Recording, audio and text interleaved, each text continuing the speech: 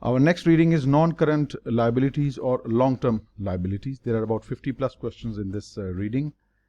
The first question, the present value of benefits earned during the current period by the participants in a defined benefit pension plan is best described as what? This is basically the definition of service cost. Service cost basically is the present value of benefits earned during the current period by participants in a defined benefit pension plan. Okay, that should be the right answer. Then what about the past service cost? Past service costs, on the other side, are the benefits earned during the past periods by the participants of the defined benefit pension plan. So it's just the difference between present and the past. What about the net pension liability? The net pension liability is basically the difference between the total pension liability, that is the present value of the projected benefit payments to employees based upon their past services, and the assets. In other words, the net pension liability is equal to expected benefit, that is the present value of projected benefit, that is the payment to employees based upon their past service. If it is greater than the plan assets, it will result in net pension liability. What about the net pension asset? It is the other way around. When the plan assets are more than the expected benefits of the pension plan. So C is the correct option, and C it is. Next, Crawford Corporation is a lessor.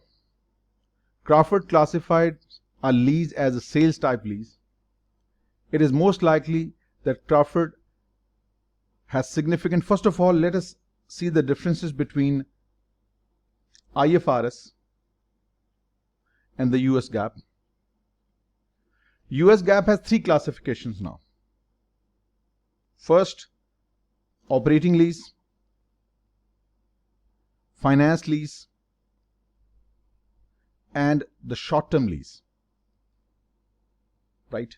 With regard to two parties to the lease, lessor and lessee. I think I have a table. Yes, this will explain it much better. All is here. I won't miss anything. Now, this is the new standard as per the US GAAP for leasing. Let us discuss this first, then we'll go back to the question number 2. If any of the 5 criteria, initially there were 4 criteria in the US GAAP. Now they have added an additional criteria. If any of these criteria is met, if any of the 5 criteria is met, the lease will be classified as a finance lease. Right? For lessee, it's finance lease. For lessor, it's called the sale type lease. Remember, finance lease is a term now used for lessee, and sale type lease is a term used for lessor. This is something different. Initially, it was finance lease for the lessee as well as for the lessor. But now, when the word finance lease is used, it is used for lessee only, and sale type lease is used for lessor. So, a finance lease will have to meet any of these criteria, any of these 5 criteria. First, if the ownership in the asset is transferred, it's a finance lease.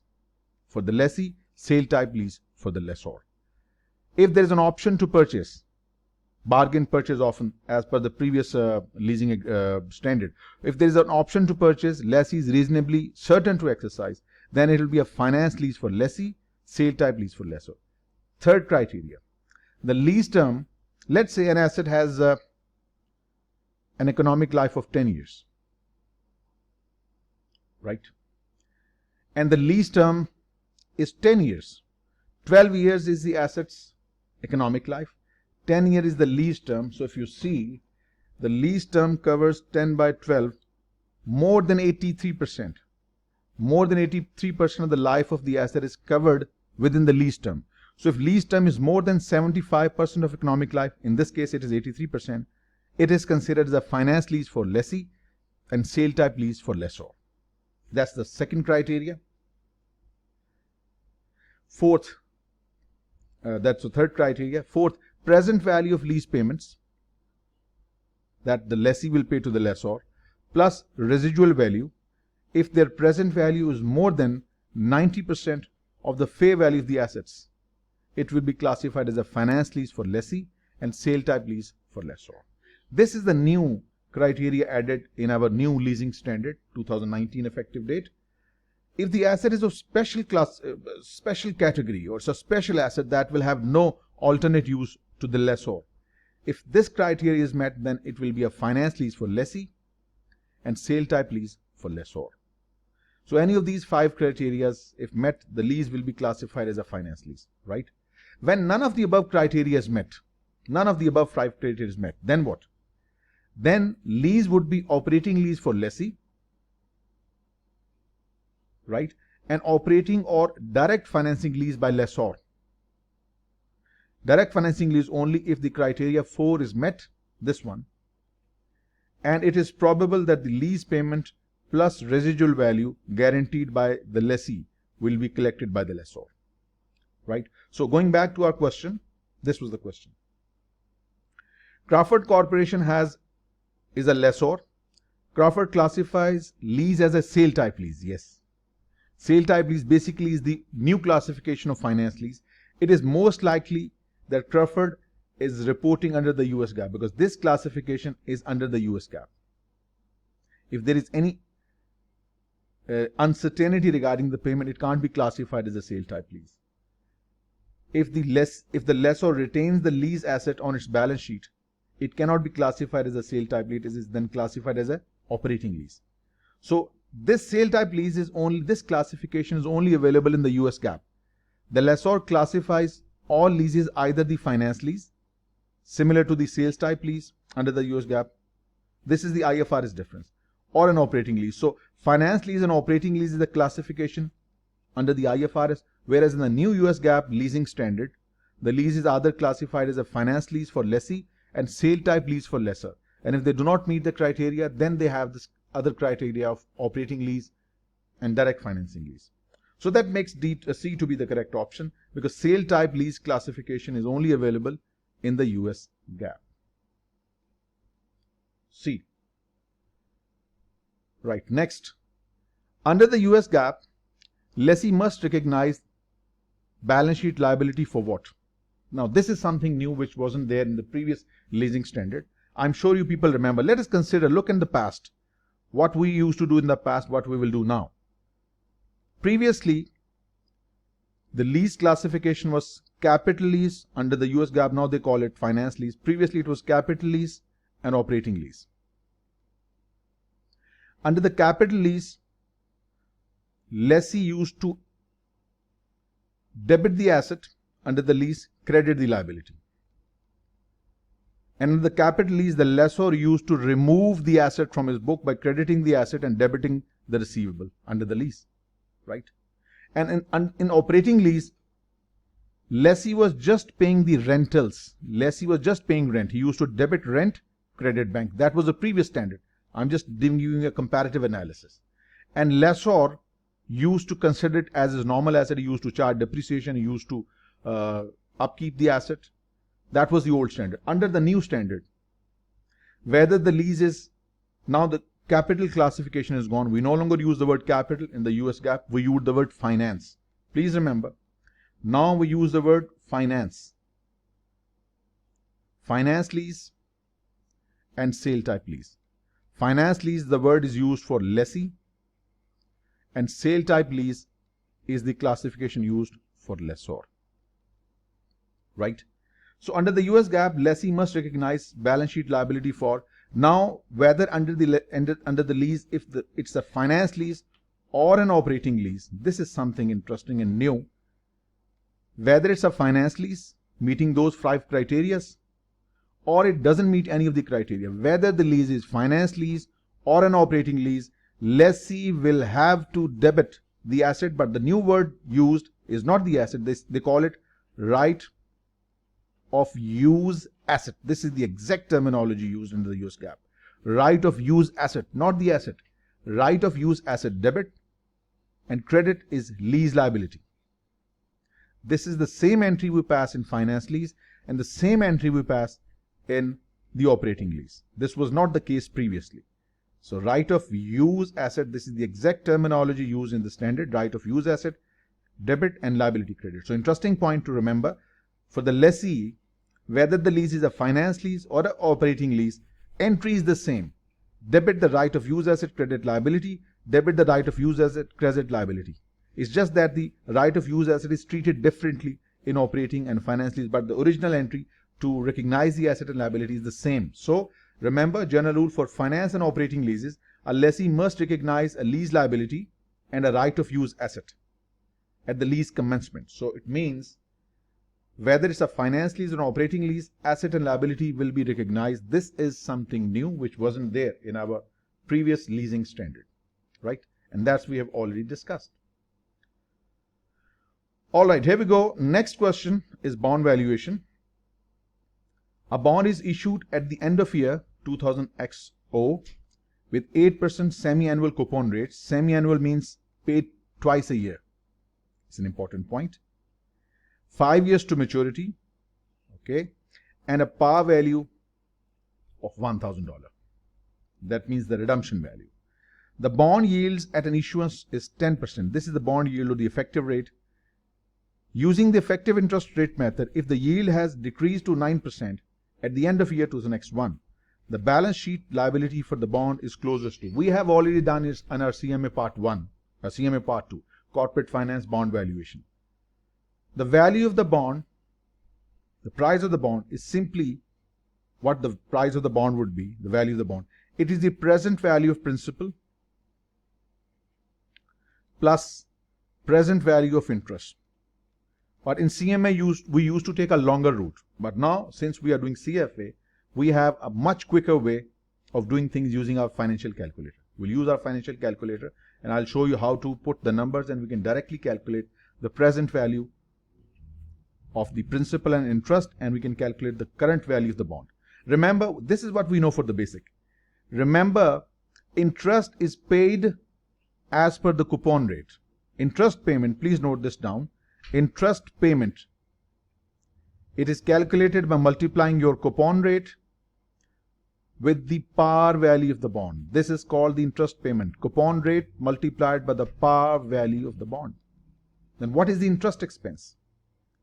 Interest expense is calculated by seeing how much interest we have paid plus minus amortization of bond discount or amortization of bond premium. We will discuss as we move along, right? Because sometimes our bond, $1,000 bond sells for more than $1,000. That is called the issued at premium. And sometimes our bond will sell for less than. Why will it sell for more? When your offered rate is more than the market rate or yield rate, the bond will sell at a premium. Your offered or coupon rate is lower than the market or the effective rate, then the bond will sell at a discount. Clearly. We will discuss as we move along. Remember, for the present value computations, you must always discount the principal, you must always discount the interest payments at the original effective rate when the bond was issued. That's an important point. Remember, interest is paid at the coupon multiplied by the par, that you know how to calculate the par value multiplied by the coupon, simple.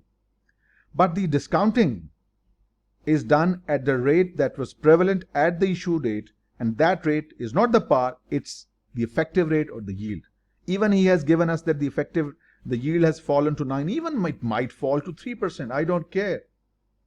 For discounting, the yield rate is used that was prevalent at the issue date, not when the balance sheet date is being observed. So we have to consider the rate used at the inception or at the start when the bonds were issued. Now we have to calculate the value of the bond to be reported on the balance sheet.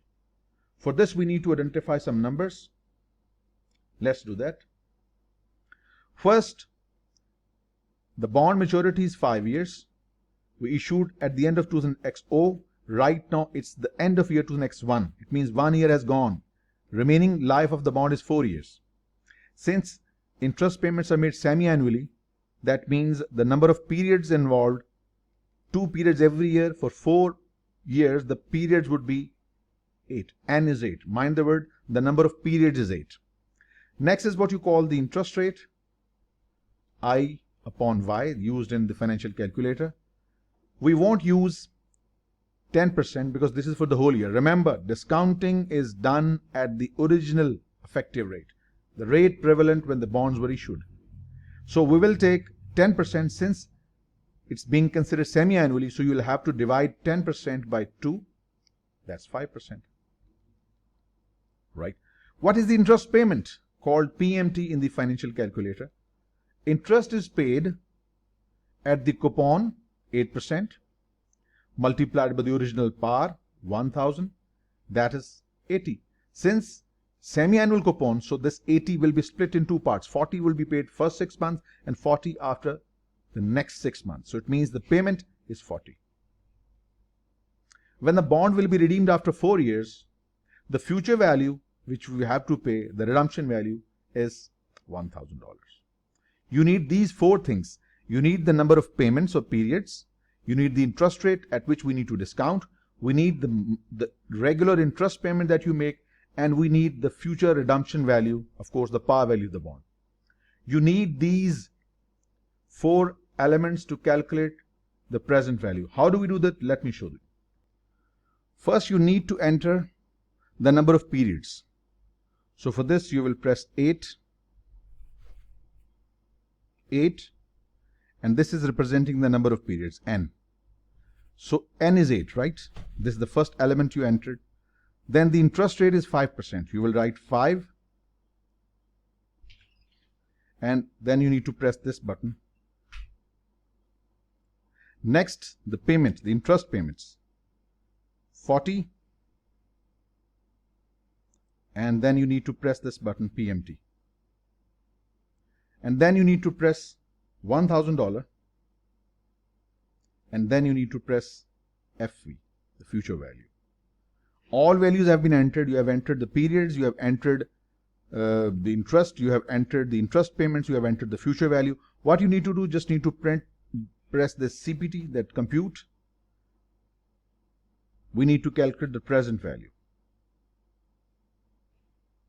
It's negative 935.36. This is the present value of the bond, or the value you will show on your balance sheet, right? So remember, when your payment is positive, your future value is positive, your present value will be negative. When you use negative with PMT, you use negative with future value, your present value will be positive. So remember, if it's plus plus, you will get a negative here, and if you write negative here, because it's an outflow, PMT, and negative 1000, so you will get a positive. So remember, either you use plus plus these, you get a negative, or you use negative for both, and then you get a positive present value. So the result is C, and C it should be. Next, a firm issues a 5 million zero coupon bond with the maturity of 4 years when the market rates are 8%. Remember, it's a zero coupon bond, means the PMT would be 0, right? 8% is the market rate. This will be used for discounting purposes. Assume semi-annual compounding. What is the firm's initial liability? The present value of the bond at the start of the bond issue, and the value of liability in 6 months. So we will do the same thing. We will have to determine some basics, and then like N, we need to calculate interest, payments, and future value. Then you'll simply plug in the values in our financial calculator and get our answer. Okay. So let's write down the numbers. First, what we have is the future value given. Future value is 5 million. You can write negative now in this. With these numbers, you will get the positive present value. Let's try this way, negative. Okay. What about the payment now? Since it's a zero coupon bond, there is no payment. Payment is 0, and you must enter this 0. You must enter 0. You must enter 0. Otherwise, you will get a wrong answer. Okay. Since the payment is made on semi-annual basis, compounding on semi-annual basis, means then the 4-year bonds will have 8 periods. So N is 8. Right. N is 8. Payment is 0. What about the interest rate? Since payments have been doubled for 4 years, because there's semi-annual, 8 semi-annual periods, so you must divide the interest with 2 as well, so as to give you IY to be 4%. Right. You have what you needed. You have future value, that is the par at redemption. You have the interest payments, you have the number of periods, and you have the interest rate. Just you need to plug in the numbers and you'll get your answer. So 5. All right, so starting first with the number of periods, 8. You can start anywhere. Interest rate 4%. PMT 0. And future value is 5 million negative. Right? And you must press FV. So we have entered all these 4 variables and it will directly calculate the present value of the bond for us. We simply need to press CPT and then present value. See, it is 3653451. 3653451. This is the initial liability at which you will book the bond. So this is the initial amount at which the liability will be booked. So let us consider this to be our correct option, because this is the only option that carries the correct number. Then of course you can click and move on, but we need to calculate the liability after 6 months. How do we calculate liability after? This is the original value at which we have booked our liability, right? That's the book value. What will be the value of this liability after 6 months? Remember, our effective interest rate we'll be using is 4%, because being compounded semi-annually. So simply what you will do, 3.653451 multiplied by 4%. Whatever the result comes, it's your liability to be added in the bond. 3653451 multiplied by 4%. It is 146,138.04. So this is the initial liability and this is the interest accrued. So the total liability, this plus the amount I calculated, just add these two, 363,451. What you get? 146,138 plus 365,3,451. It is 379,9,598. That's a perfect match, and that makes option A to be your correct option. Right? Initial liability plus the accrued interest, together the total liability becomes 379,9,589. Right? Doesn't mean that we will report bond at this value. It's just that this is the bond's book value plus accrued interest combined gives you the total liability this way. Please keep this thing in a very clear way on your head. Okay, moving on. Under IFRS, a lessor retains the lease asset on the balance sheet when? Remember IFRS. Under IFRS, if it's an operating lease, lessor will report it as his own asset. Remember, operating lease for the lessor means the lessor retains the property or the asset under his control. He will report it on the balance sheet. He will charge depreciation expense on the asset. Remember, so under IFRS, under operating lease, lessor retains the control of the asset. He books the asset as his own on the balance sheet, charges depreciation accordingly. But under finance lease, under IFRS, the lessor removes that property from his book. So under IFRS, the lessor retains the lease asset on its balance sheet. Under what? Under operating leases, yes. But under finance lease, he will have to get rid of the asset from his books, because under finance lease, it is assumed that the control has shifted from lessor to the lessee. So that makes C to be the correct option. Now we know the reason. Next. Larry Purcell, an entity level fixed income analyst at Knowlton Smiths LLC, was discussing debt covenants.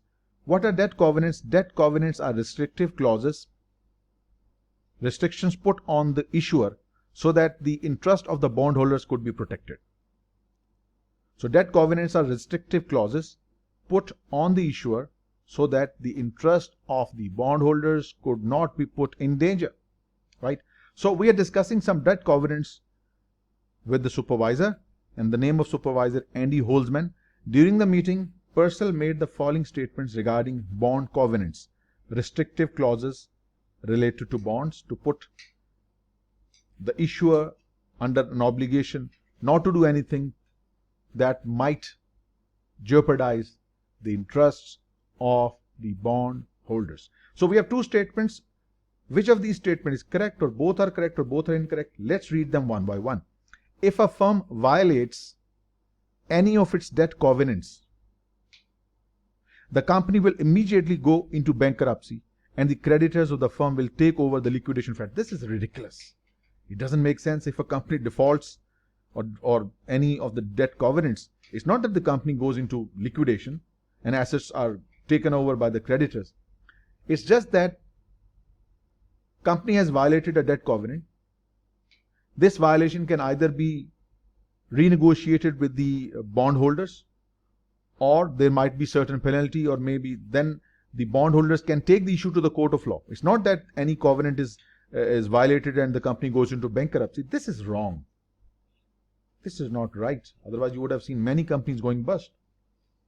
So this is not a correct statement. Statement 2. Debt covenants are important in evaluating a firm's credit risk. Yes. And to better understand how the restrictions put by these covenants can affect the firm's growth prospects and choice of accounting policies. Yes. When the restrictions, like for example, in a debt covenant or bond covenant, restriction could be put that the company's current ratio will not fall below 2:1, or company will not pay more than 10% dividend to the common stockholders. Any such restriction could be put so as to protect the interest of the bondholders, right? So this condition, these restrictive covenants will help the company's analyst to evaluate the credit risk and better understand how these restrictions can affect the firm's growth prospects and choice of accounting policy. So that makes only one of these statements is correct. This one is correct, but this one is wrong. So you can say that only one of these is correct. So remember, a restrictive covenant doesn't mean that the company goes into liquidation. If the bond covenant is violated, go for renegotiation. It's not a risk. It's a technical default, but not an actual default where the company will be wound up, right? Terms can always be renegotiated. C is the right answer. Moving on. In analyzing disclosures related to financing liabilities of a company, which of the following disclosures would be least helpful to the analyst? Least helpful, mind the word. The present value of the future bond payments discounted at the coupon rate of the bond. First of all, discounting is done, but we do not use the coupon rate. Remember, discounting is done. I just told you. Discounting of principal and interest is done at the effective rate that was prevalent at the date of the issue of the bond. Coupon rate is not used for discounting. First of all, this is wrong. And even if it is discounted, we don't, an analyst is not interested. This is not one of the disclosures that what is the present value of the future payments, right? Disclosures means something given outside the balance sheet. Rest of it are prepared under the US GAAP and IFRS. Notes, further supplementary information, schedules. So what we need to show, the interest expense for the period is provided on the income statement or in footnotes. Interest expense and interest paid, they are different. Interest expense is charged on the book value of the bond multiplied by the effective rate.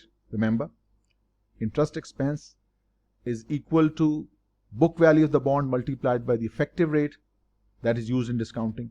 And interest paid, this is very critical. Most of the students make mistake. Interest payment is equal to par value of the bond multiplied by the coupon rate. Interest expense, it's equal to the book value of the bond multiplied by the effective rate that was prevalent at the date when the bonds were issued.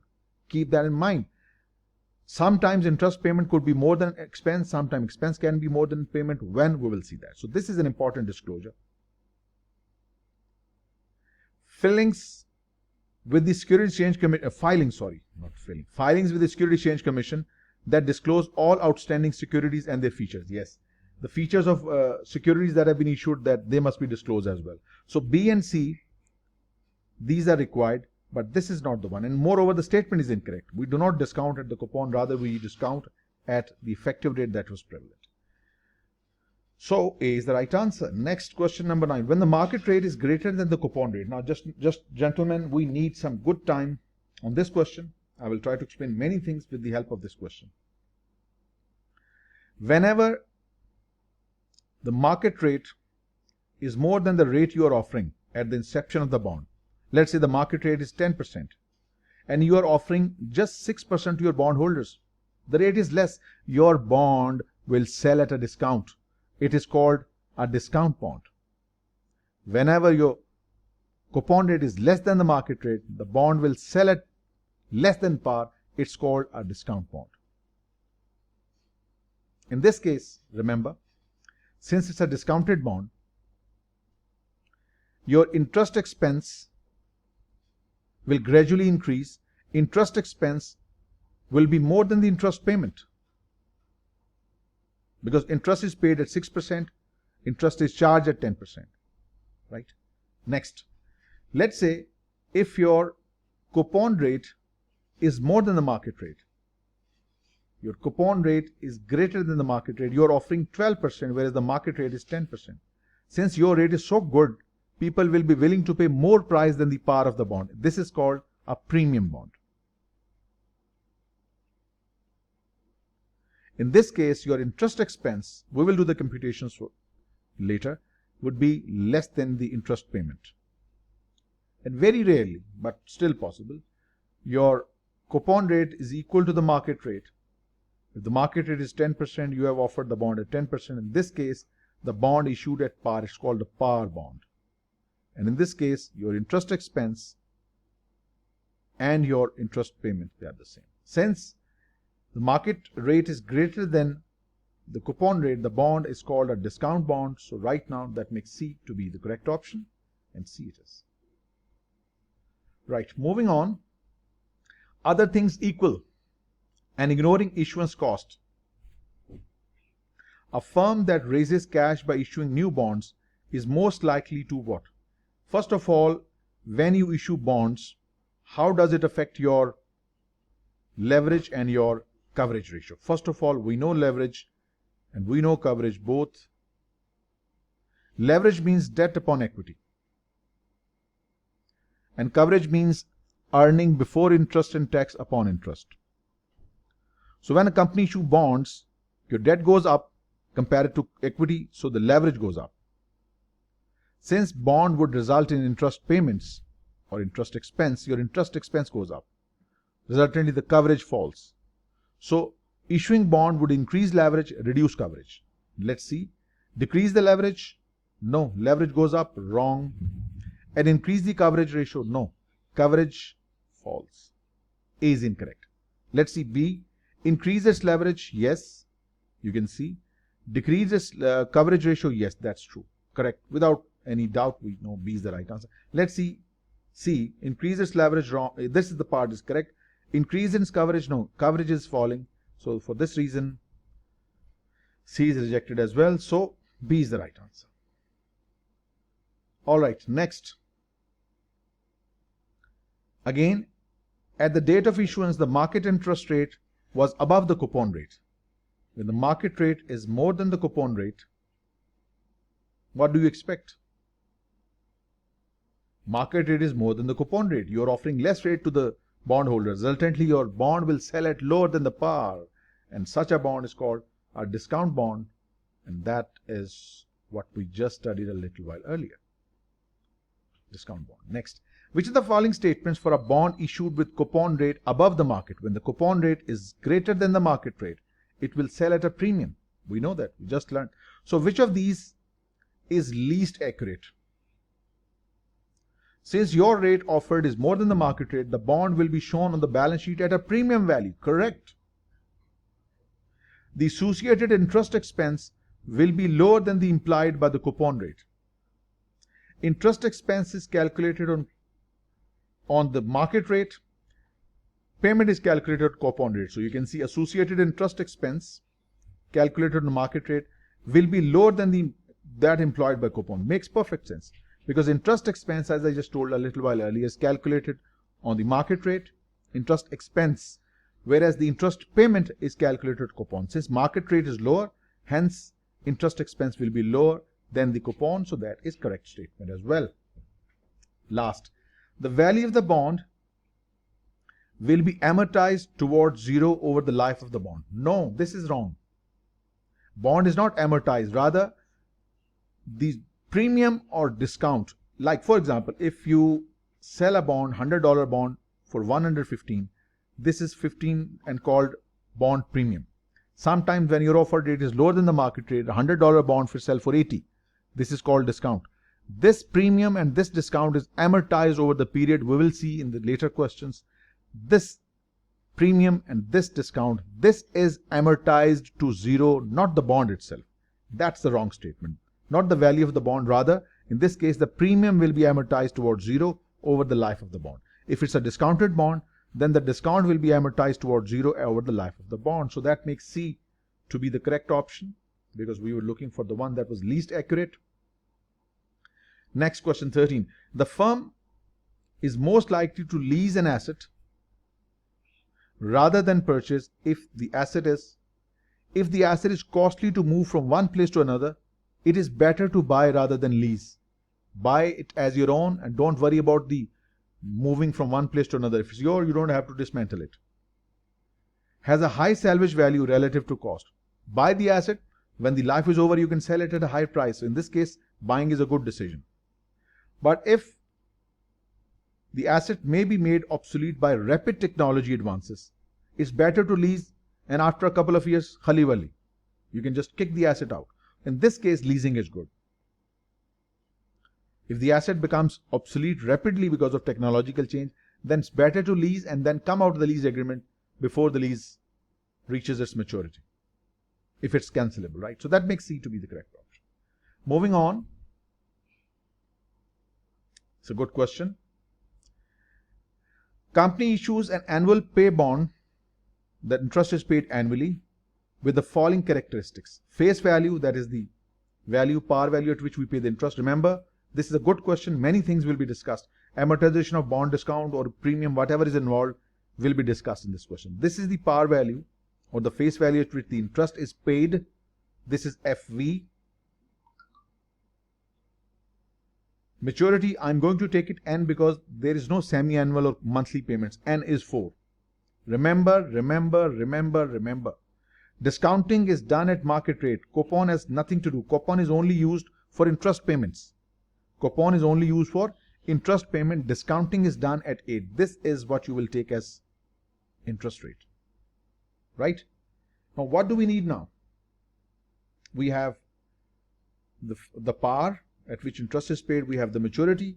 We have the effective interest rate, market rate. We need to calculate the payment. What payment? PMT.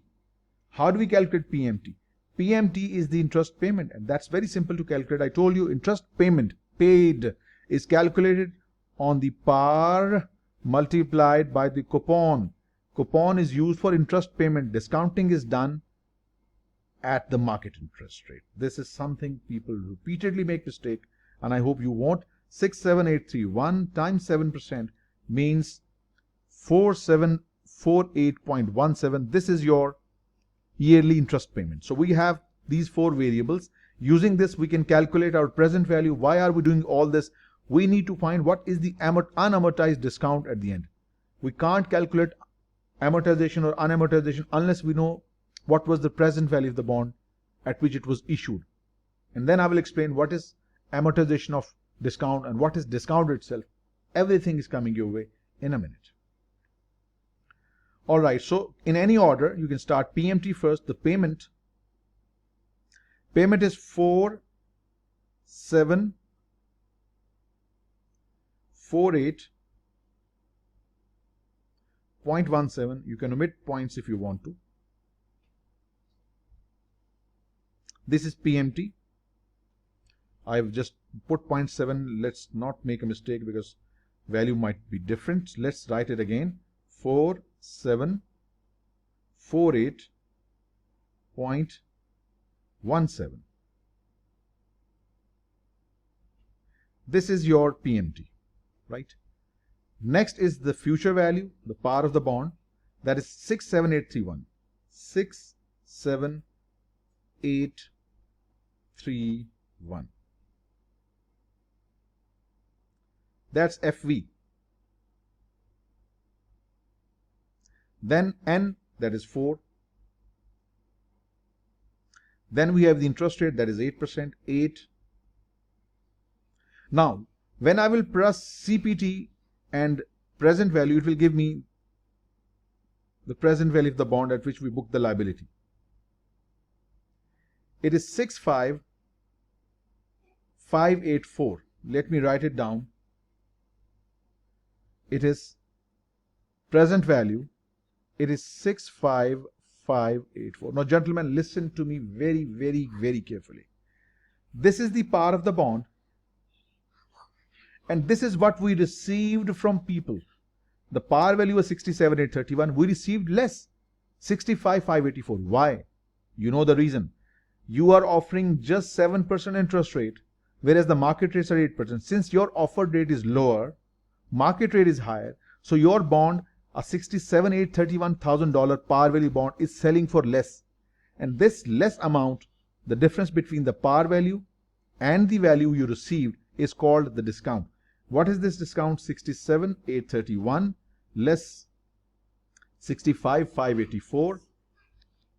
It gives you 2247. This 2247, remember gentlemen, is called the discount on bond issue.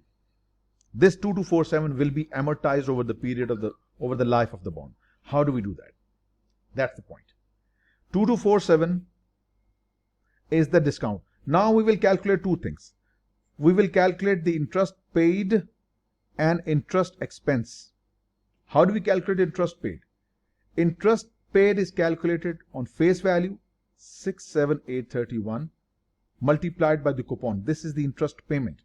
67,831 multiplied by 7%, that is 4748. 4748 for the first year. What is interest expense? Remember, interest expense is calculated at the book value, which is 65,584 multiplied by the effective rate 8%. So 65,584 multiplied by 8%, it's 5246, approximately 5247. This is what you have paid, par multiplied by coupon. This is the expense, book value multiplied by the effective rate. The difference between the payment and the expense for the first year is the reduction in the discount, called the bond discount amortization. The difference between these two is 4748 less 5247. It's 499. It means out of this 499, 2247, the total discount on the bond, 499 has been amortized over the period, right? So what we need to do, we need to give him the unamortized discount at the end of the first year. This is the total discount out of which this has been amortized. What does amortize mean? Means this 499 will be added right here, 65584. Next year, the amount will be added again to whatever the balance comes. This way, the present value will keep on going up, up, up, up, and by the time the bond matures, the book value will exactly be equal to the face value. Remember, so this is the way discount amortization, every time, every year, the amortized amount, the amortization difference is added to the present value of the bond. It keeps on going up. At the maturity date, your par value and your bond book value will be the same. Same is true for premium. In case of premium, you will find a bigger amount here, maybe 75.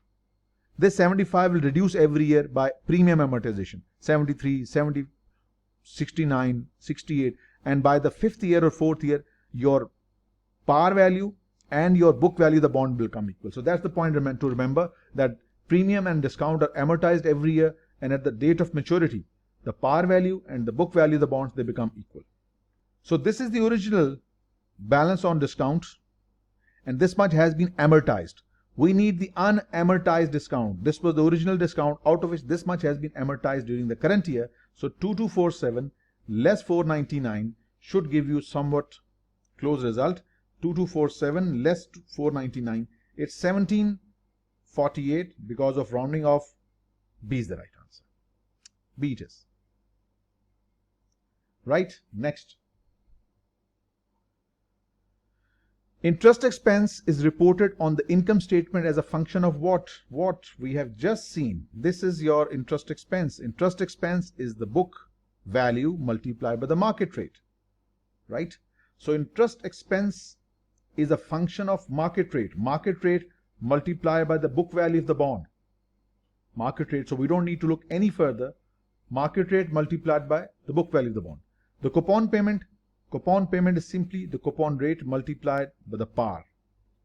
It has nothing to do with income statement expense. This is the interest paid. This is the payment. Interest payment is the coupon rate multiplied by the par. Unamortized bond discount rate has nothing to do with the payment or with the income statement expense. It is reported as a part of balance sheet item. So it's market interest rate. Next, for a long-term lease, the amount recorded initially by the lessee as a liability will most likely be equal to what? I'm sure you people still remember.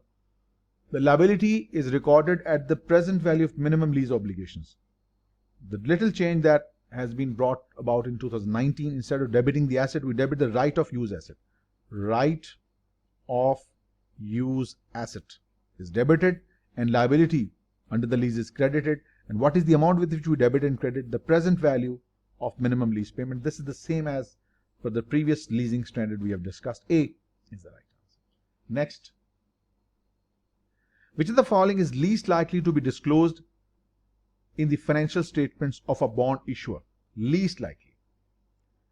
Collateral pledged as a security in the event of default. This is very essential, must be disclosed.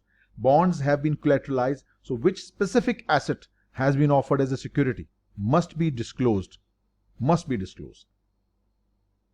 Then, the market rate of interest on the balance sheet date. This is not requires any, doesn't require any disclosure. Market rate on the balance sheet, it is not disclosed. It's known to everyone. It is not something that a company would try to hide. The amount of debt that matures in each of the next 5 years, that's specifically required. Collateral pledged must be disclosed in the notes to accounts. What is the asset, which property has been used as a collateral must be disclosed. And you must also disclose the amount of any principal that is to be repaid in the coming 5 years for various bonds. Bond A, Bond B, Bond C. So what are the next 5 years payments of principal needed for ABC? That requires disclosure, but this is not. So most of the question will only require some common sense and you will get it right. So B is not one of those requirements. So that makes B to be the correct option. Next. The primary purpose of bond covenants. Bond covenants are the restrictive clauses in the bond that protects the interest of the bondholders. So what is the primary purpose? Why do we do that? Clearly define the responsibility of the borrower and the lender. What is the responsibility of the borrower, company, and the lender? That is provided. Responsibilities terms, they are expressed in the bond indenture, the document that contains the details of respective rights and responsibilities. Bond indenture. Define bond characteristics, features of the bonds, maturity, interest payments, etc., etc. Again, this is mentioned in the bond indenture. It is not a covenant or restrictive clause. So what is the primary purpose of bond covenants? To protect bondholders from the actions of equity owners. Because we need to protect the interest of the bondholders because they have provided funds and we need to protect them against any decision that can put their interest in danger. C. Next, this is the one that will express many ideas. Over time, the reported amount of annual interest expense on a long-term bond issued at a discount will, let's say we have issued a bond, just an example, a $1,000 bond at 800. Why will you do that? It's because your coupon rate is less than the market rate. Your bond will sell at a discount. So this 200 difference, the difference between, this please gentlemen, I need full attention. I need full attention because that's where people get trouble. The difference between the par and the book value is called discount in this case. Let me see what was the exact number, 28.2. I want to make sure that I get the right 32.08 and 34.21. That's about 124. So the bond par basically was 924.57. That was the par of the bond, but it was sold for 800. The difference between these is 124.57.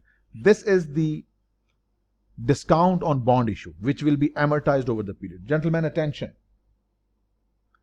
Coupon is same. Why? Because coupon rate is the same and the par is the same. Par by coupon 25, 25, 25, 25.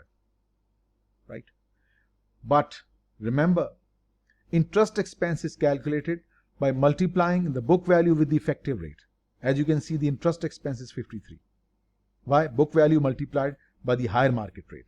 The difference between the interest expense and interest paid is called the discount amortized. This discount amortized 28.2. It will be added to the book value of the bond. Next year, interest is paid 25, but interest is charged at this base 8 to 8.2 multiplied by the whatever the market rate 55. The difference between what we paid 25 versus what we charged, this difference is called the discount amortization. This amortized discount will go again to this. So we keep on adding this amortized discount in the book value. By the time the date the bond matures, the par value and the book value, they become same.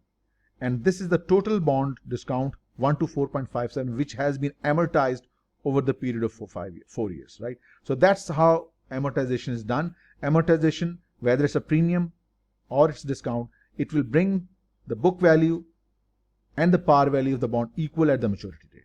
So what we need to find out in this is that over time period, the reported amount of annual interest expense on long-term bond issued at a discount will increase. Why is it increasing? Because book value is increasing. Book value multiplied by the market rate. Market rate is fixed. Since the book value is increasing every year, that's why your interest expense is increasing every year. It increases. B it is. Next, now we need some serious calculations again. And why have we put it here? On December 31st, 2004, on December 31st, 2004, Newburgh Incorporated issued $1,000 face value 7% bonds to yield 6%. Now, some important information we must extract right now. First of all, there are 5,000 bonds.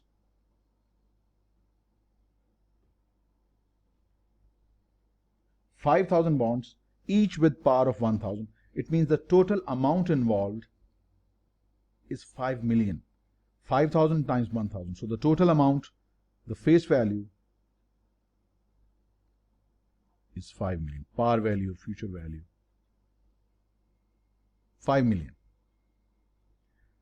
7% bonds, this is coupon rate.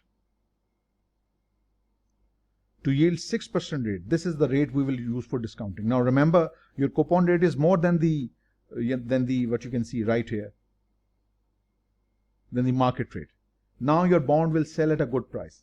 You will sell the bond for more than 5 million. Why? Because your coupon rate is more than the effective rate or the market rate.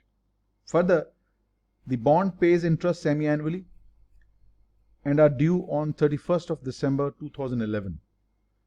That's 31st of December 2004, 5, 6, 7, 8, 9, 10, 11. It's a 7 years bond.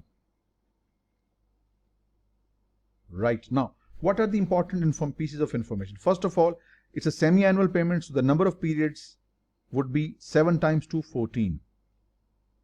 Right. What's the future value is given?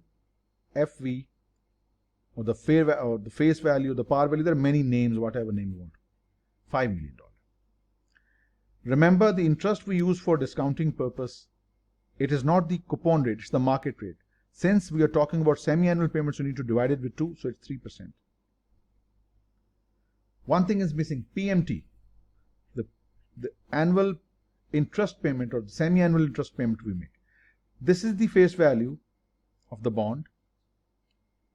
Multiply it with the, remember the interest is paid at coupon rate multiplied by 7%. Right? So what's the single payment?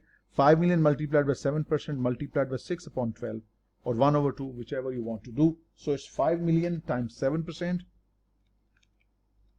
multiplied by 6 by 12, 175. This is the payment you make, $175,000.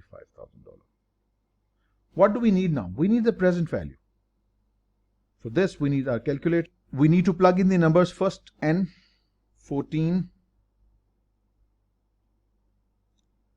Next, face value, future value redemption, 5 million.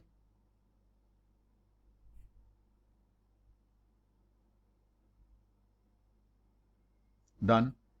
Interest rate 3. Payment that you make every year. I'm taking this time plus. I'll get a negative NPV. So 175, 175. Right. Now I will simply compute. I'll press CPT and present value CPT. It is 5282402 rounded off. This is the number I need to start with. This is the present value, and this is I will use to populate my data here in the discount amortization. So what basically, it's not discount, sorry, I just said discount. Since your offered rate is 7%, market rate is 6%. Look at what has happened. This is the face value of the bond, and look at what you are receiving right now, 5282402. You have received more than the par value of the bond, more than the face value of the bond. Why? Because your rate 7% is higher than the market rate, 6%. So that's the point to remember. This is year period 0. Right now, the bond value in the book is 5282402. When first period of 6 months is over, period 1, what exactly do we need?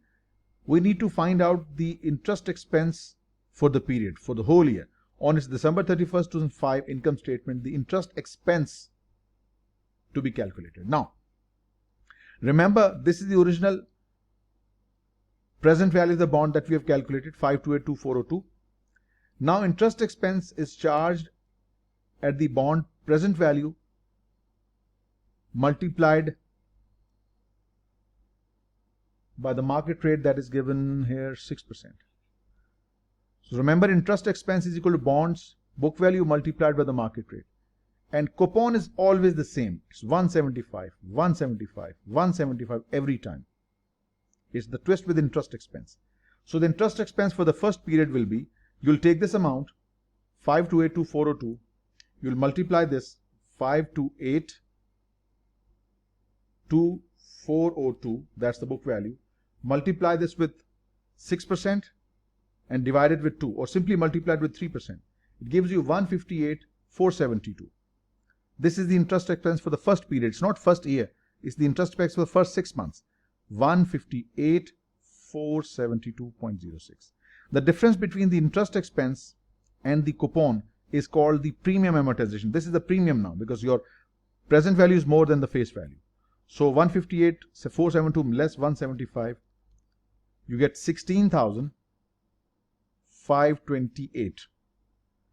This will be amortized. We need to bring this bond value back to 5 million after 7 years. So it will start reducing from right now. Add this 5282402. This is a negative number. Added to this gives us 5265874. See? What will happen in the next 6 months period? We will pay interest on this. We will pay 175 interest, but interest expense will be charged on the book value. 5265874 multiplied by 3%. Now it's 157,976. The difference between what you paid versus what was the interest charge in the income statement is called the premium amortization, less 175. This is 17,000. It's a negative number in my calculator. And we charge this negative number against this, 526,5874.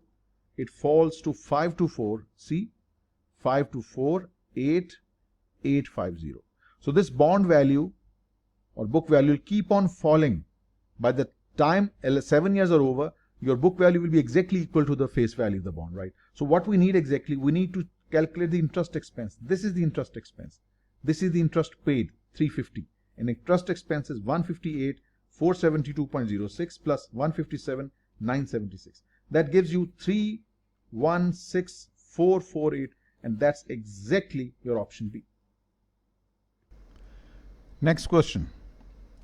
At the beginning of 2003, Creston Company issues 10 million face value or face amount of 6% coupon bond when the market interest rate is 7%. So this is the coupon, this is the market rate. The bond matures in 4 years and pay interest annually. Assuming effective interest rate method, what is the bond liability Creston will report at the end of 2003? Means 1 year is gone, so the remaining period to maturity is 3. Interest rate effective for the purpose of discounting 7%. Coupon payments at the rate of 6% of total amount 10 million. So it's going to be PMT is equal to $600,000, and the future value, the face value of the bond is 10 million. All you need to do is just enter these in the TVM computations on your financial calculator and press CPT present value, and if you do so, you will get 9737568, and it will perfectly match with option C. Next, for a firm financed with common stock and long-term fixed rate debt, an analyst should most appropriately adjust which of the following items for change in the market interest rates. Interest paid is not adjusted because it is paid on par. Interest is paid coupon rate into par. It has nothing to do with the market price. Debt to equity ratio, yes. If the interest rate goes up and down, it affects the value of the debt. The market price of the debt changes accordingly, and it will affect your debt to equity ratio. Since the value of the debt changes, the market value, so it will change your debt to equity ratio. This is true. So that is the right answer. Next, a firm is more solvent if it has two ratios are involved: leverage and coverage. Leverage and coverage. The lower the better, the higher the better. That's debt upon. I don't need to write the formula. We'll go. The leverage ratio should be lower, the better. More solvent firm will have lower leverage and higher coverage ratio. So we don't need to do any computation. No need of formula. Low leverage and high coverage ratio. That makes B to be the correct option. Next, assuming all else equal, if the coupon rate offered on a bond is less than the corresponding market rate of the interest, the bond will be issued. Okay, now here we go. Remember, if the market rate is greater than the coupon rate, it means you are offering less rate, so the bond will sell at a discount. It's called a discounted bond. And resultantly, in this case, your interest expense will be greater than the interest paid. If the market rate is less than the coupon rate, your coupon rate is higher than the market, your bond will sell at a premium. In this case, your interest expense would be less than the interest paid. And very unlikely, but if it is market rate is equal to coupon rate, in this case, the bond will sell at par, and your interest expense will be equal to your interest payment. So, assuming all is equal, if the coupon rate offered on the bond is less than the corresponding market rate, the bond is issued at a discount. That makes A to be the correct option. On December 31st to next 3, OK Company issued 100,000 face value of 10 years 9% bonds to yield 7%. These many bonds of this par value, this is the duration, the period of the bond maturity, this is the coupon, and this is the market rate. The bond pays interest semi-annually. On its financial statement prepared under the US GAAP for the year ended December 31st to the next 4, the effect of this bond on OK's cash flow from operations. So remember, under US GAAP, interest payment is considered as an operating outflow. So 10,000 bonds, each of $1,000 each, means the total par of the bond is 10 million. Interest is paid at coupon. So 9% of 10 million, that gives you $900,000. This will be considered as an operating outflow. That makes A to be the correct option.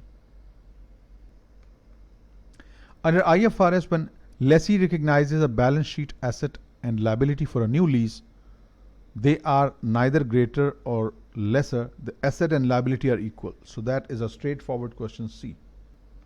The difference between the fair value of a defined benefit pension plan's assets and its estimated benefit obligation is recognized as what? First of all, if the fair value of pension assets is greater than the estimated benefit obligation, the net is called the net pension assets.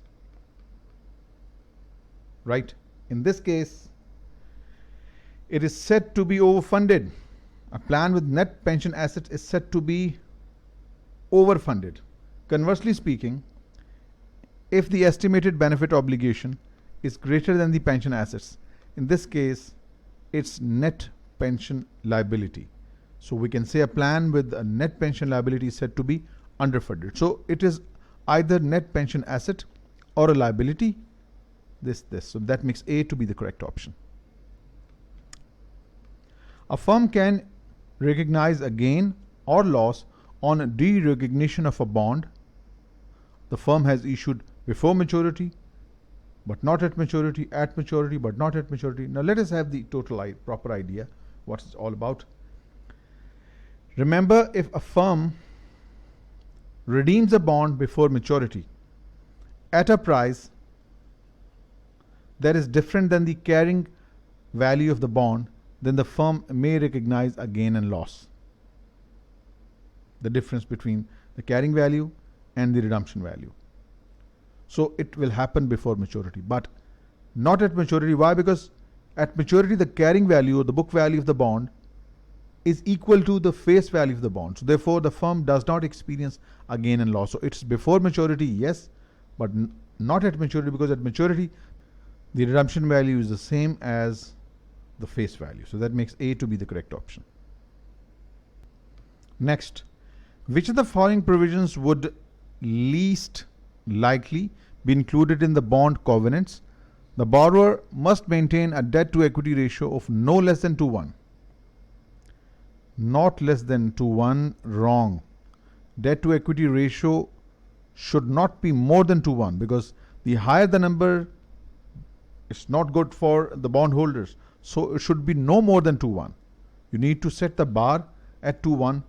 The number should not be more than 2:1.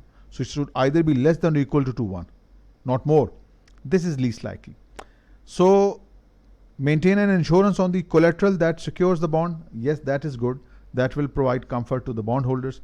Not increase dividends to common shareholders while the bonds are outstanding. Yes. So these B and C, they will provide protection to the bondholders, but this is not likely to be. We need debt to equity ratio not more than 2:1. Right? So this is inaccurate. So that makes A to be the correct option. Next, a company issues 5% semi-annual coupon 3-year $1,000 par value bonds on January 1st. This is the bond maturity, 3 years, coupon, par value, issuance date, when the market interest rate was 13.3%. So your offer rate is lower than the market rate, so it will sell at a discount. The sale proceeds are $800, of course, expected. Under the effective interest rate method, what amount of interest expense per $1,000 par value will the company record for the year ending December 31st, 2001?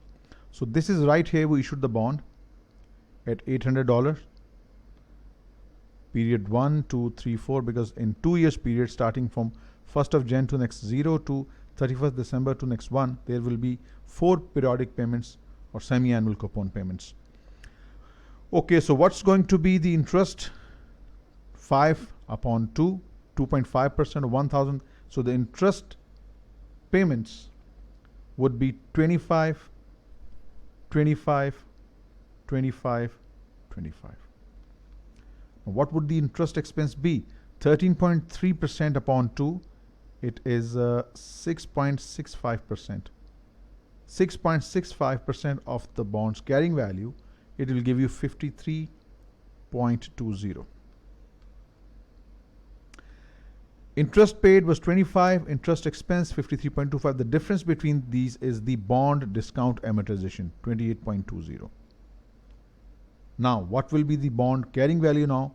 Carrying value at the start plus the discount amortized is going to be 828.20. Now, what would be the interest expense next year? 6.65 times 828.20, it will give you 55.20. 32.08. The difference between the interest expense and coupon would represent the discount amortization, 30.08.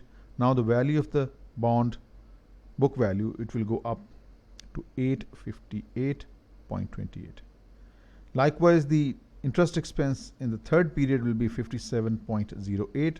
The difference between these two would be the discount amortization. It's going to be 32.08. The carrying value will be 890.36. We need the value at the end of year period 4. So the interest expense here would be 59.21. The difference between the interest expense and payment is the discount amortization, 34.21, and then the carrying value of the bond will be 924.57. What is the requirement of the question? What amount of interest expense per 1000 will the company record for the year ending December 31st next one? These two, 57.08 plus 59.21, and their addition will give you 116.29. That's A. Next, which of the following statements regarding zero coupon bonds is most accurate? The interest expense in each period is found by applying the discount rate to the book value of the debt at the end of the period.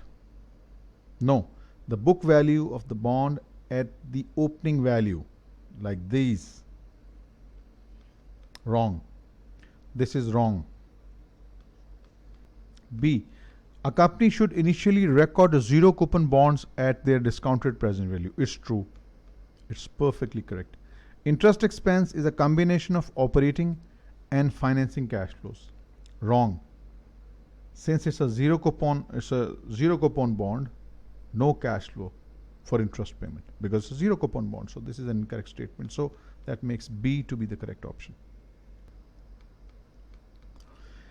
A debt covenant is most likely to restrict a firm from issuing new common shares. Wrong. If you issue new common shares, you will have more cash at your disposal. So this will make bondholders happy. So this is fine. This is okay. There's no such restriction. Good. Repurchasing common shares, yes, this will result in reduction in cash, and this could affect the company's interest paying capability. This is bad. This might be restricted. Decreasing its common dividends, yes, decrease in common dividends will leave more cash available for the bondholders for interest payments. So this is good. So B might be restricted, but not A and C, and this is what is most likely to be restricted. B is the right answer. For a lessor that reports under the US GAAP, a lease is classified as an operating lease if it cannot be classified as a sale type lease or a direct financing lease. Exactly, that's what we discussed earlier. So if none of these criteria is met, then a lease is classified as an operating lease, and direct financing lease only if this fourth criteria is met and it is probable that the lease payments plus residual value will be collected. So in this case, it will be designated as an operating lease if none of these criteria is met and it is not a direct financing lease as well. So that makes A to be the correct option. Next, which of the following statement is least accurate? When a bond is issued at discount, the interest expense will increase over time. Okay, we'll just see. Now, this is an example of a discounted bond. So the interest expense keep on increasing every year or every period. So this is a true statement. The interest expense will increase over time for a discounted bond. A is correct. The interest expense will be equal to the coupon payment plus the amortization of discount. Okay, let's see. Yes, interest expense is equal to coupon payments plus discount amortized. Next period, interest expense is equal to coupon payment plus discount amortized. It's a true statement. The interest expense will be equal to the coupon payment plus the amortization of the discount. So it's correct. Then it has to be C then. Cash flow from financing will be increased. Yes, it will be increased when the bond is issued, but it will increase not by the par value of the bond. In fact, at the discounted proceed we receive. So discounted amount, not the par. This is least accurate, and that's why it's our correct option. Upon issuance, cash flow from financing will be increased by the amount of the proceed. Since it's a discounted bond, so what you will see is not par. Next, a company issued a bond with the face value of 67,831, maturity 4 years, 7% annual coupon payments, while the market interest rate is 8%. What is the unamortized discount when the bonds are issued? So unamortized discount would be the difference between the amount of proceeds received versus the face value. So this is face value. Now let us calculate the present value, which will be the discounted price. So face value is 67,831. 4 periods. Interest rate per period is 8%, and the interest payment will be 67,831 multiplied by 7%. It's going to be 4748.17. You just need to calculate the present value, and if you do input all these numbers in your financial calculator, you will get 65,584.35. So the difference between the face value and the amount of proceeds received, this is your unamortized discount, and the difference between these two is 2246.65. That makes B to be your correct option. Next, a company has issued new 3-year bonds at par in each of the last 5 years. On the company's balance sheet, principal due on its bonds will appear as what? Since there are many bonds in issue, some which are becoming due within 1 year, less than 12 months, they will be considered as a current liability, and those for more than 1 year will be considered as a long-term liability. So it's both current and long-term liability. That makes B to be the correct option. Next, a firm is issuing a bond with the following characteristics: face value 10 million, annual coupon 5.6, which means the payment PMT would be $0.56 million. This is your interest payment. Market yield is 6.5, that's interest rate per period, and N is 5. We need to calculate the present value. Ignoring flotation cost at issuance, the bond will increase liability by what? We need to calculate the present value of the bond. So you have all the numbers you need. We have FV to be 10 million. We have PMT to be 0.56 million. We have interest rate per period 6.5, N 5. We just need to calculate the present value, and when you enter all these, what you get is 9.625988 million, which is 9.626 million. Now you will receive this much cash, so your assets will increase, liabilities will increase by this amount, not 10 million, and cash flow from investing, not investing, rather it's cash flow from financing activities. So A is the correct option. All right, next question. Assume a city issues 5 million semi-annual pay bonds to build a new arena. The bond has a coupon rate of 8% and will mature in 10 years. When the bond is issued, its yield to maturity was 9%.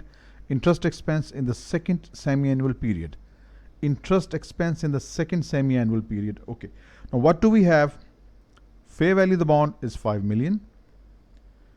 PMT, the interest payment, since it's a semi-annual one. So if you calculate the interest payment, 8 by 2, 4%. 4% times 5 million, that is 0.2 million. Right?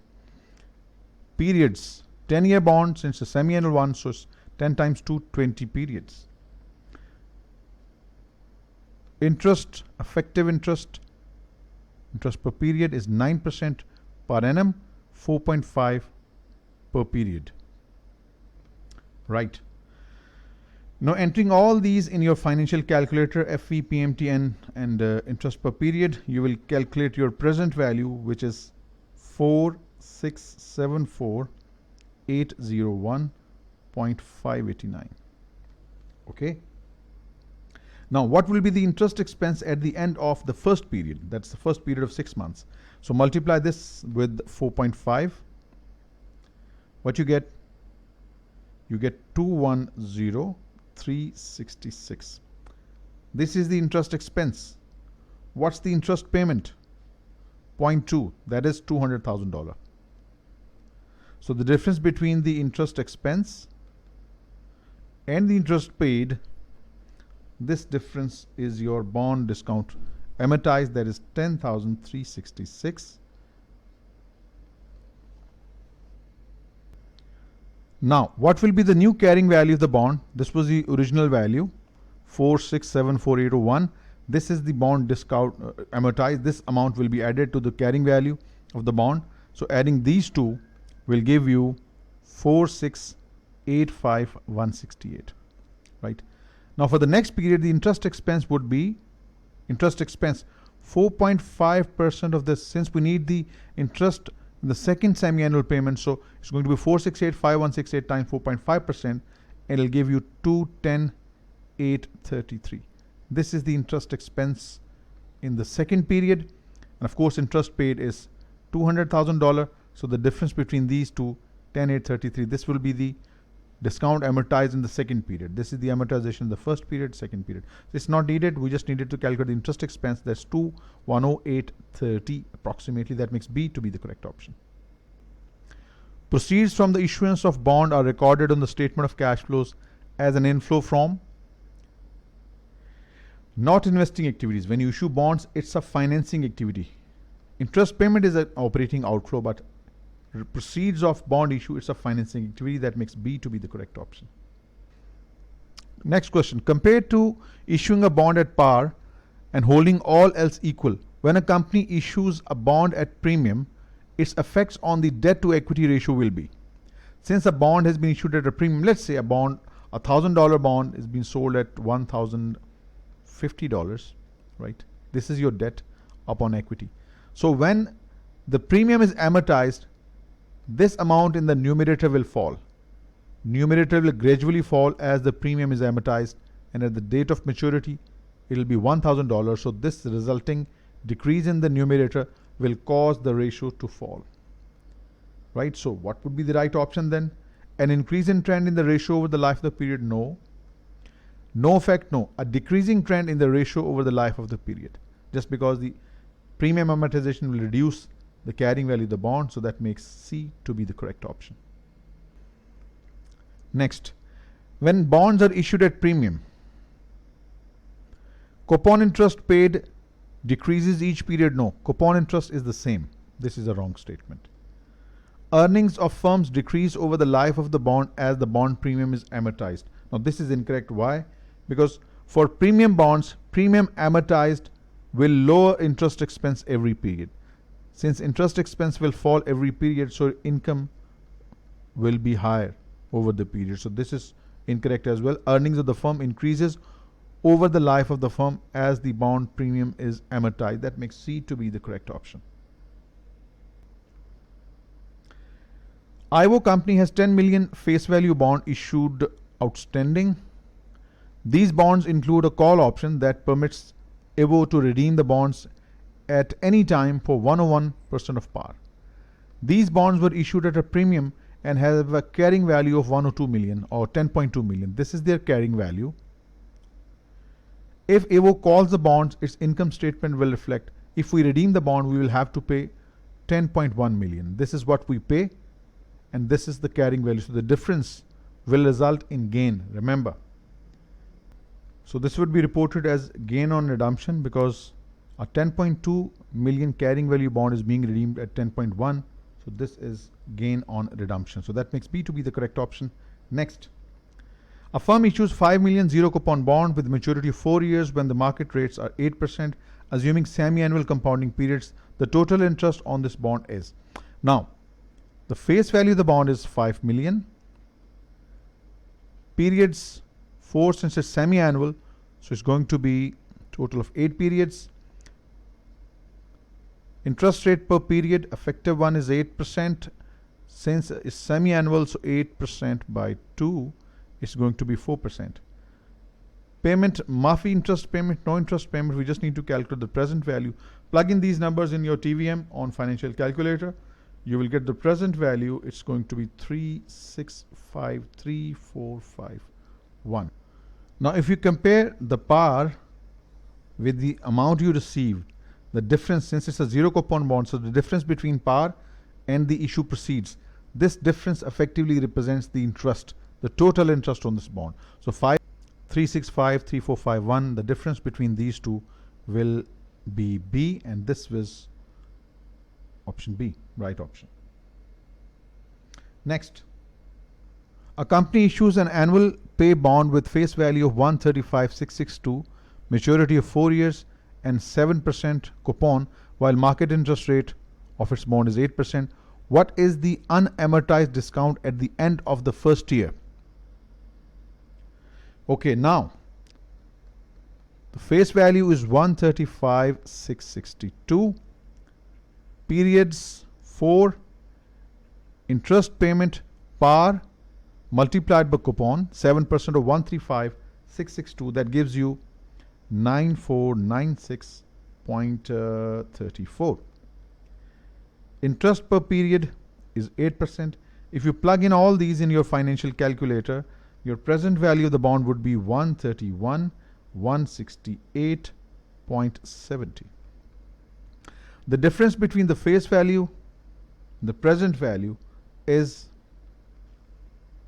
the discount on bond issue, and these two numbers differ by 4496.34. Okay, now we need to calculate what is the unamortized discount at the end of the first year. Interest expense versus interest paid. This is the interest paid, 9496.34, and interest expense would be the present value multiplied by the effective rate, which we are using for calculating the present value, that's 8%. So 131,168.70 multiplied by 8%, it gives us the interest expense of 10493.496. So the difference between these is the discount amortized, which is 997.156. This is the total discount unamortized, out of which this has been amortized at the end of the first year. So what is the unamortized discount at the end of the first year? Difference between this and this. And if you calculate the difference, it's going to be net 3496,144, which is approximately 3495. That makes B to be the correct option. Next, under IFRS, if the lessor classifies a lease as an operating lease, he still holds on to the title of the lease, so the lease asset appears on the balance sheet of the lessor. A. An employer offers a defined benefit pension plan and a defined contribution plan. The employer's balance sheet is most likely to present an asset or a liability in case of defined benefit pension plan. Remember, only defined benefit plan has a funded status that would appear on the balance sheet either as an asset or as a liability. The difference we discussed a little while ago in an MCQ. But defined contribution pension plan, it is charged in income statement and shown as an expense for the period. So it means only the defined benefit plan is reported either as an asset or as a liability. Net pension asset, if your fair value of pension assets are greater than the expected benefit obligation, and a net pension liability if your expected benefit obligation are greater than the pension assets. So this is we discussed a little while ago. So that makes A to be the correct option. Next, a bond is issued with the following data. 10 million is the face value, 9% coupon, market rate is 8%, 3 years bond with semi-annual payments. Okay. Assume market rates do not change. What will the bond's market value be 1 year from now and what is the total interest expense over the life of the bond. Now, first of all, we have been given these numbers, face value. Let us calculate the PMT. PMT is going to be 9 by 2, that is 4.5% of what? Of 10 million. So it's going to be 0.45 million. This is the interest payment. Interest per period is 8% for the whole year upon 2, that is going to be 4%.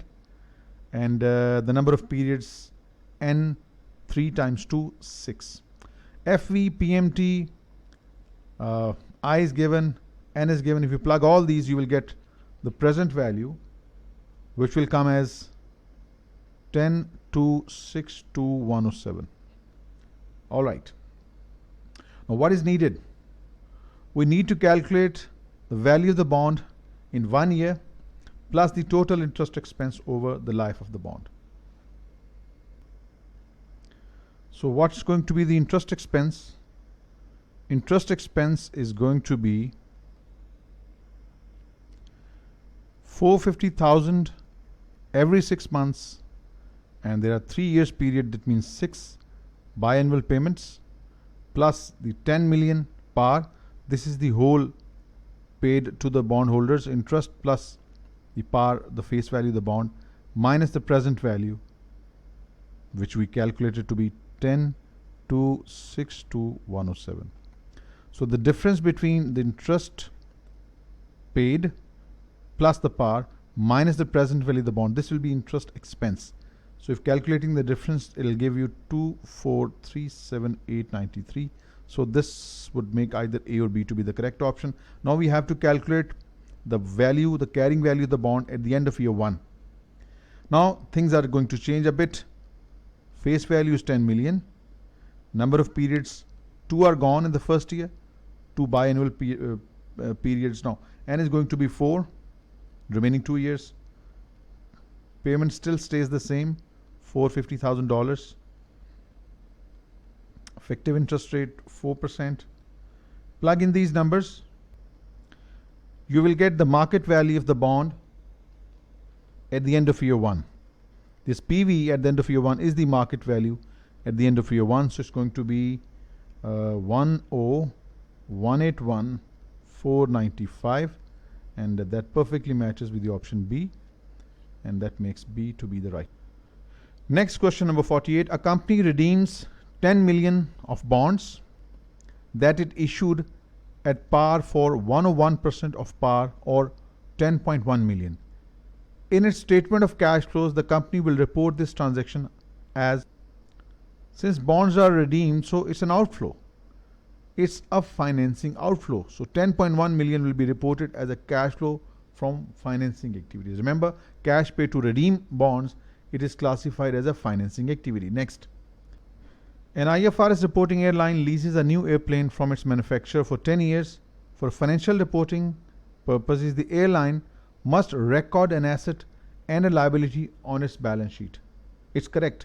Under IFRS, an asset and liability to be recorded on the balance sheet unless the lease is short term, which it is not, or a low value lease, which it is not. So it will be reported as an asset and liability. That picks A to be the correct option. Next. A $1,000 bond is issued with an 8% semi-annual coupon rate and 5 years to maturity. When the market interest rate was 10, what is the initial liability? We have to find the present value of the bond. So face value is 1,000. PMT, interest payment is 8% by 4% times 1, that's $40. Periods, 5 times 2, 10 periods. Interest rate per period, 10 by 2, 5%. Plugging all these numbers to calculate PV, press CPT, PV in your financial calculator. You will calculate 922.78 as the present value of the bond to be recorded on the balance sheet. That is approximately A, and that makes A to be the correct option.